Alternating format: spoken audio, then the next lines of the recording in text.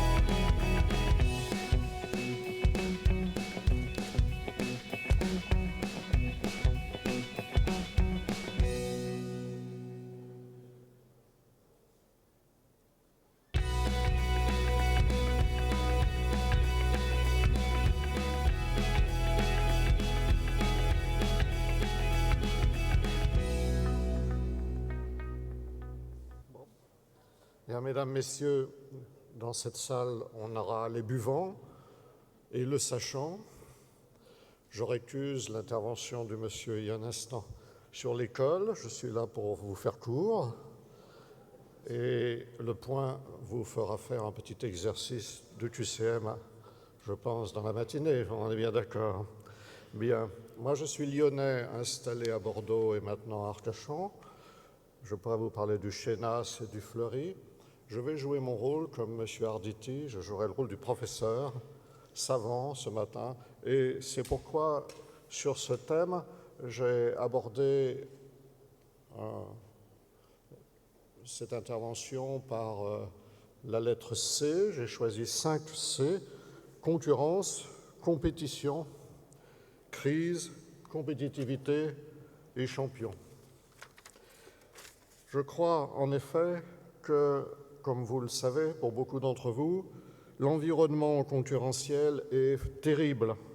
D'une part, une idéologie néolibérale a percé dans le vin, dans l'économie du vin, face aux traditions considérées comme réactionnaires, sinon corporatistes.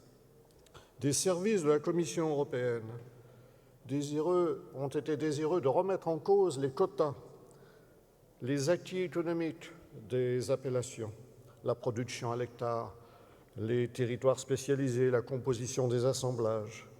Un processus de la réforme de la PAC pour les années 2014-2020 comporte une analyse, une remise à plat, comme on dit aujourd'hui, de l'économie du vin. Et l'enjeu de la libéralisation des droits de plantation, qui sont contestés à partir de 2016, est l'un des chauds débats de ces derniers trimestres, comme beaucoup d'entre vous le savent. Certes, les règlements de 1992 et 2006 sur la protection des AOP, IGP, etc., procurent quelques balises, mais le débat n'est pas clos et je crois que votre groupe de représentation d'intérêt en est l'expression notamment. Il faut parler également de la vivacité de la fraude. J'ai entendu parler de Chine par M. Boiron, et que j'ai rencontré jadis à Saint-Émilion, mais la Chine est également l'un des grands lieux de la fraude, des changements d'étiquette. J'ai bu de l'excellent Margaux d'après l'étiquette, qui n'en était pas à l'intérieur de la bouteille. Et les tentations sont récurrentes de remettre en cause le monopole commercial de certaines appellations, Champagne, Château, et ce qu'on appelle la propriété intellectuelle, malgré la législation. Par ailleurs,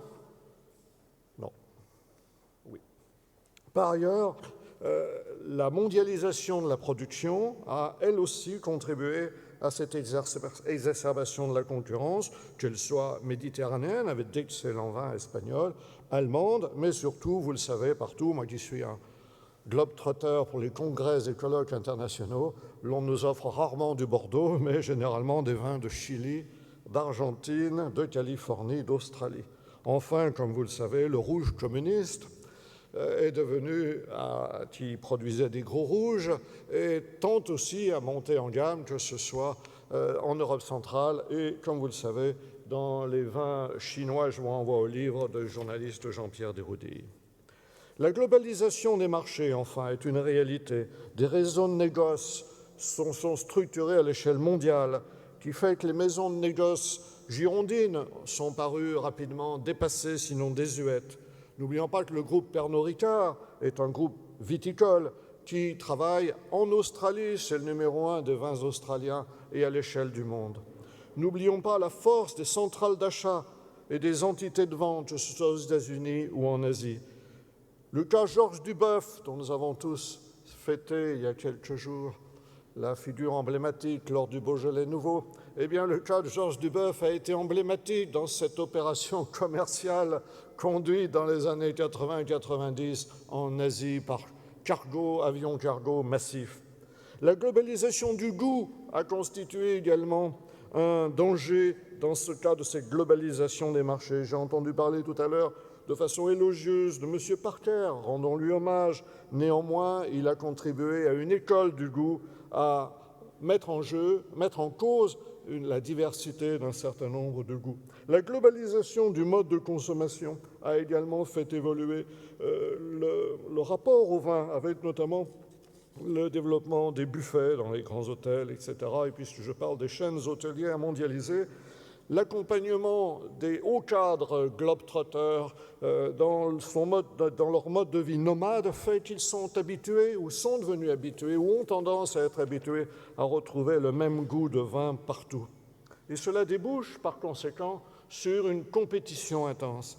La concurrence débouche sur cette compétition. Nous sommes dans une économie de marché et certaines personnes qui ne sont certainement pas dans cette salle ont tendance à considérer le vin comme une denrée commodities, comme on dit en termes de négoce, comme une denrée, comme des alcools, comme des spiritueux, et par conséquent, nous sommes loin des références d'appellation ou de classement auxquelles vous êtes habitués. N'oublions pas également l'importance de l'économie du vin distillé.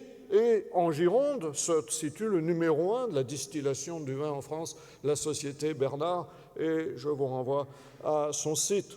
Même mes collègues avaient prévu, c'était le défunt Yannick Marquet, de concevoir une bourse des vins.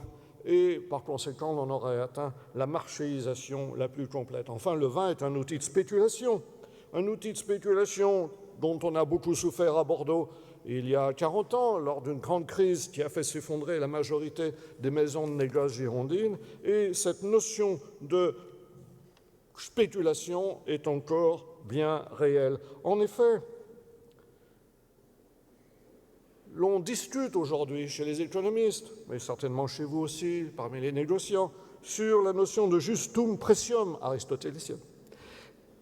Le vin denrée, c'est un vin de placement par rapport au prix correspondant à la gamme réelle, c'est-à-dire des vins de placement que l'on achète pour les revendre, des vins de primeur achetés pour les revendre, des vins que l'on place dans des bunkers pour les revendre, etc. Le stockage spéculatif est devenu l'un des éléments de la révolution globalisée. Et cette folie du processus sociologique d'imitation contribue à cette spéculation sur le vin et à cette remise en cause du justum precium qui débouche sur un prix d'achat qui ne correspond plus à la réalité intrinsèque du produit et contribue à fausser le marché. D'où, évidemment, les débats sur l'orientation de certains prix de vins de primeur. Certains propriétaires ont supprimé les vins de primeur récemment, d'autres les maintiennent. Est-ce que ce sont des tests de marché pour genre de thermomètre pour saisir la température du marché, ou est-ce que ce sont, comme je le conçois, des outils de fidélisation du client? Voilà un débat qui a été lancé. Et cette compétition intense a débouché sur des groupes puissants, ramifiés géographiquement, diversifiés en boissons alcoolisées. J'ai évoqué tout à l'heure Pernod Ricard, mais une dizaine de grands groupes mondiaux, que je ne citerai pas là pour ne pas être trop long, ont contribuer à placer le vin dans un portefeuille de marques, dans un portefeuille de produits, et par conséquent à mettre en concurrence les régions fournisseurs, les terroirs fournisseurs, et au fond à égaliser, à mettre sur un plan d'égalité des grands vins français, des grands vins chiliens, des grands vins argentins, des grands vins australiens, en faisant croire que ce sont tous des grands vins de la même catégorie, de la même que l'on peut percevoir de la même façon si l'on entre dans ces catégories cognitives. Cela a débouché par conséquent sur une crise. La crise, elle est réelle, même si vous n'en avez pas suffisamment conscience. 1500 viticulteurs sur 6000 en Gironde sont en énorme difficulté. Soit ils sont surendettés, soit ils manquent de liquidité, malgré les efforts du Crédit Agricole qui coparraine cette réunion. Le Crédit Agricole a des études précises qui permettent de renégocier, de rééchelonner, d'éduquer également l'emprunteur. Mais à un moment donné, l'on ne peut pas dépasser l'économie bancaire pour glisser vers la philanthropie. Par ailleurs, beaucoup d'agriculteurs, ce n'est pas assez étudié, ont des problèmes de qualité, produisent des vins de qualité aléatoire qu'ils fournissent à leur coopérative, j'y reviendrai, ou qu'ils fournissent à des assemblages de bas de gamme, ou qu'ils fournissent à la distillation. Dans toutes les régions, enfin, se pose la question de la relève générationnelle des militants viticoles qui ont bien développé leur vigne dans les années 60-70 et qui, aujourd'hui, ont 70 ans, et beaucoup de jeunes ne souhaitent pas reprendre leur vin. Donc se pose le problème du marché de la terre, du foncier, notamment dans les zones urbaines, dites urbaines, où s'entremêle la progression des lotissements et l'économie viticole, et la Gironde en est un cas emblématique, mais le Beaujolais également, puisque je suis d'origine lyonnaise, notamment, ou le Val-de-Loire, évidemment. Cette crise, c'est une crise d'image de marque. Si vous feuilletez un livre de poche qui s'appelle Le Ferret, eh bien, vous constatez que nombre de domaines, à propos de nombre de domaines, et j'ai développé ça dans mon livre sur les tabous de Bordeaux, dans le chapitre sur le vin, nombre de domaines sont décrits ainsi. Monsieur Untel, mettons Monsieur Bonin, a repris ce domaine et il était en perdition. La terre était mal cultivée, le vin n'était pas entretenu. Donc, et chaque année, dans les nouvelles éditions, ou dans la presse, ou dans les entretiens avec des repreneurs, on constate les mêmes affirmations. Ça montre bien que des châteaux connus n'étaient pas bien entretenus, n'étaient pas suffisamment mis à niveau ou remis à niveau.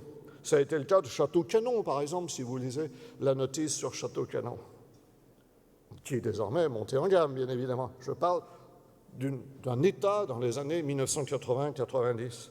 Par ailleurs, l'image de marque du château, et là des géographes de la fac de Bordeaux, Michel Réjalot, Philippe Roudier l'ont bien montré, l'image de château a été victime de trop de modes successives. On a même à un moment donné dit qu'il ne fallait plus de château, mais des vins de garage, en inventant des appels du vin. Très bien. Par ailleurs, vous le savez, même si personne ne veut le dire, dans la Chambre d'agriculture ou à la Chambre de commerce, mais tout le monde le dit, comme on dit, eh bien, le sens de la communauté n'est pas fort dans le monde viticole. Beaucoup de producteurs font encore pisser la vigne. À Bordeaux, chacun sait qu'il y a deux types de chablis, les bons chablis et les chablis de Smirmorque. Les Beaujolais, je l'avoue, je bois du Chénas, je bois du Fleury, et puis il y a d'autres Beaujolais avec la marque que j'ai citée tout à l'heure, par exemple. Bien. Trop d'appellations, mais là j'ai honte parce que ce débat est déjà bien avancé dans beaucoup de milieux. Trop d'appellations face au Panzer Division Latinos d'Argentine ou du Chili. Qu'est-ce qu'un vin de Bordeaux? Un deuxième sujet, un troisième point de crise qui peut paraître surprenant dans ce haut lieu du capitalisme, qu'est la place de la Bourse et le palais de la Bourse, eh bien, c'est la crise des coopératives. Là, nous quittons l'économie capitaliste. En effet, dans toute l'Europe, ce n'est pas seulement en Gironde, et dans toute branche, le lait, etc., beaucoup de coopératives sont trop fragmentées, trop éclatées, trop faibles. Leur modèle économique est remis en cause. Il y a une faute d'orthographe. Et c'est là. Et à cause du productivisme, de la production de masse, au nom du revenu social, il faut partager beaucoup d'argent entre les sociétaires, à cause des ventes en gros négoces qui font que, finalement, on ne s'occupe pas de l'aval. Le vin est traité comme le lait ou le poulet de masse breton, et par conséquent, ces produits sont banalisés. Trop, et en Gironde, cela représente plusieurs dizaines de coopératives, dont beaucoup, comme vous le savez, sont en crise, ont dû se regrouper ou sont en gros SAMU auprès du Crédit agricole d'Aquitaine. Et cela pose évidemment une question clé, puisque nous sommes là dans l'autogestion agricole et on ne peut pas donner des leçons depuis l'université. La crise a débouché néanmoins sur beaucoup d'études. Je rappelle le rapport de Gérard César, sénateur, sur l'avenir de la viticulture française. J'ai cru comprendre qu'il présidait une coopérative de bonne qualité, lui à Rosan. Et Jacques Berthomeau, le grand rapport Berthomeau de CAP 2010-2002, et nombre d'études sont disponibles au CIVB ou dans les interprofessions et au Crédit agricole. Par chance,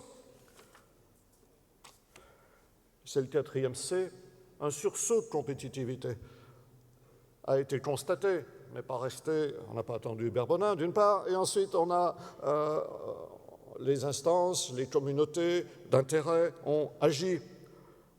Et le premier levier de cette compétitivité, de ce regain de compétitivité, le premier levier a été constitué par les organismes collectifs, comme ici le CIVB, qui a joué un rôle d'alerte, qui a joué un rôle de laboratoire d'expertise, d'enquête économique, de réflexion sur la notion de marketing viticole. Ils ont une grosse unité marketing qui elle-même a été, entre guillemets, en crise, qui a dû se réinventer, définir de nouveaux modèles de communication institutionnelle et commerciale. Également, la crise du corporatisme a débouché, comme vous le savez, sur des luttes internes dignes de la guerre de Syrie, au sein des crus bourgeois, sur les montagnes de Saint-Émilion, etc., et sinon dans les graves. Et ainsi, tous ces débats ont suscité des réflexions sur la déperdition du sens d'un cru bourgeois, par exemple. Donc le réveil des coopératives, lui aussi, a été l'un des éléments clés de ce sursaut. Tout le Sud-Ouest est concerné, dans toutes ses branches, est concerné par la recomposition, la redéfinition du modèle économique des coopératives. On a constaté un mouvement de mutualisation, de fusion. Beaucoup ont tenté une montée en gamme. Je parlais de façon critique un peu du Chablis, mais la Chablisienne, par exemple, a pris en main une partie du destin des viticulteurs, des bons viticulteurs du Chablis. Bien, ici, nous avons le Buzet qui a été en crise et qui tente de se battre et d'affirmer une image de marque positive. Donc l'enjeu est partout la redéfinition des gammes et de l'image de marque. C'est l'enjeu du repositionnement de domaines après rachat ou transmission générationnelle, donc des investissements. Le vin est devenu capitalistique. Il faut pas seulement inviter un grand architecte, ça c'est M. Daubuard ou d'autres qui font cela, mais on n'est pas obligé de faire venir Jean Nouvel pour renouveler la bouteille de vin, mais disons investir dans des chais, dans des méthodes de vinification, dans des systèmes de température qui me dépassent, etc., dans des systèmes électroniques. Remonter en gamme, investir dans des terroirs, investir dans l'agriculture biologique, investir dans des modes de œnologique. Et le contenu technique, par conséquent, a nécessité, là encore, nécessite, et ce n'est pas encore fini, c'est un processus qui a démarré avec des figures emblématiques, des œnologues emblématiques, et cela nécessite, par conséquent, des emprunts ou une capacité d'autofinancement substantielle. Enfin, ou un réinvestissement pour les familles dans l'exploitation elle-même au lieu de l'investir par ailleurs. Et il faut également, vous le savez tous ici, éviter le confusionnisme, c'est-à-dire redéfinir les qualités, redéfinir les positions de gamme, redéfinir les marques au-dessous des marques ombrelles, chacune étant adaptée à ce qu'on appelle des sociotypes de consommation, à des marchés. J'y reviendrai dans un instant, d'où la percée des cabinets de conseil, d'où également l'établissement de nouveaux liens avec, vous le savez ou vous ne le savez pas, les principaux clients en France des vins, c'est-à-dire les centrales d'achat des chaînes de grande distribution. Donc créer de nouveaux partenariats, négocier évidemment, comme pour les autres produits agricoles, des cahiers des charges plus orientée vers la qualité et moins vers la dégradation des prix. Il est toujours facile de vendre des vins à 2 euros. Bien. Enfin, cela pose également, et le CIVB l'avait monté un temps, des campagnes auprès des chaînes, des groupements d'hôtellerie et de restauration. L'enjeu du repositionnement, c'est ce qu'on appelle désormais le marketing identitaire du vin ou le marketing du goût. Donc, il s'est bien agi, vous le savez tous, de distinguer les marques fortes des seconds vins et des génériques de qualité. Donc, toute grande exploitation a lancé ces seconds vins. Certains exploitants ont quasiment été lapidés lorsqu'ils ont même certaines années, par l'interprofession, refusé de vendre leur vin sous la forme de la marque centrale et ont vendu leur vin comme second vin ou comme vin générique parce qu'ils pensaient que la qualité de l'année n'était pas suffisante. Et l'on a même assisté, c'est le Lyonnais qui parle, à la remontée en gamme de certaines marques de Beaujolais. J'ai évoqué tout à l'heure le Chénas et le Fleury. Donc, repositionnement, ce qui est une crisis, c'est la crise de reconstruction. Le 5e C, c'est l'apparition de champions. Bien sûr, les filières de prestige dominent, ce qu'on appelle le mastige, avec le modèle Rothschild, 2 branches familiales, vous le savez, des grands vins et d'excellentes méthodes de vinification. Le capitalisme, l'historien économique est heureux de voir que les grandes familles des Chartrons ont été peu à peu remplacées par des grandes familles du capitalisme français, certaines investissant massivement à leur retraite. Mais oui, je vois des jeunes ici. On prend sa retraite à 50 ans avec l'argent gagné par sa chaîne d'hypermarchés et l'on investit dans du vin. Donc, Gardinier, c'était de la chimie, des engrais chimiques. Arnaud, Pinault, Dassault, Catiard, tous se sont mis à considérer la filière vin comme un complément de leur esprit d'entreprise, s'ils gardent leur entreprise centrale, ou comme un complément de leur diversification dans le luxe. Vous reconnaîtrez les noms dans les quelques noms cités. Le modèle Henri Martin, pourquoi je parle du modèle Henri Martin?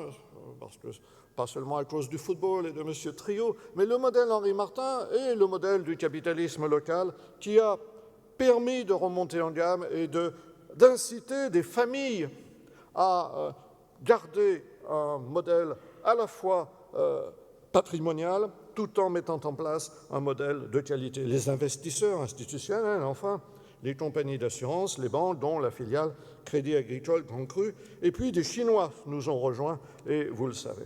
Les champions, ce sont des groupes familiaux ragaillardis qui se sont montrés aptes à assurer la transition intergénérationnelle. Ne parlons pas des Rothschild, vous le savez tous, mais j'évoquerai le modèle Lurton. Tous ces Lurton, ces Perromas, qui ont lancé les jeunes agriculteurs en Gironde dans les années 50, ont aujourd'hui plus de 70, voire 80 ans. Eh bien, de nouvelles générations, Lurton, Perroma ou autres, ont surgi, Cazes, bien sûr, et ont surgi, qui ont contribué à se diversifier, à acheter des propriétés, à constituer un portefeuille de marques, et le cas Magret ou le cas Bernard Magret ou le cas Louis Latour en Bourgogne en sont emblématiques. Des groupes nouveaux ont surgi, qui eux aussi se sont construits des portefeuilles de marques dans tous les niveaux d'alcool, les champagnes, les mousseux, des grands crus, le groupe Arnaud, et le groupe Franquin n'a que 30 ans d'existence, alors que c'est l'un des géants des alcools français. Et il vient de racheter des rosés Listel. Le rosé Listel, c'était du bas de gamme dans des terrains ex-marais salants, et le Listel est en train de remonter en gamme. Des groupes de négoce ont été revitalisés et sont devenus eux aussi des champions. Michel Réjalot, le géographe, s'est interrogé sur l'évolution de ce négoce. Chacun connaît le modèle d'Ourt du CVBG. Certes, ce n'est plus un groupe familial, d'Ourt, Cressman, etc., mais c'est eux qui ont tout de même lancé les génériques de qualité autour d'une marque d'Ourt numéro 1, tout comme Malaisan avait été lancé par Magret. Le modèle Castel également est vivace dans cette région, autour du négoce, autour d'un patrimoine viticole de Meurs et Château Castel. Donc cette exigence de qualité générique, qui ne sont pas des seconds vins, qui sont des vins moyens de 5 à 15, voire 20 euros. C'est le modèle Yvon Maux, c'est le modèle Ginestè, qui débouche sur des contrats avec les producteurs. Et chez Dulon, même, un centre de vinification, genre Bodega, a été installé. Et ce n'est pas parce que l'une des Dulon a fait Sciences Po Bordeaux que j'insiste sur cette marque.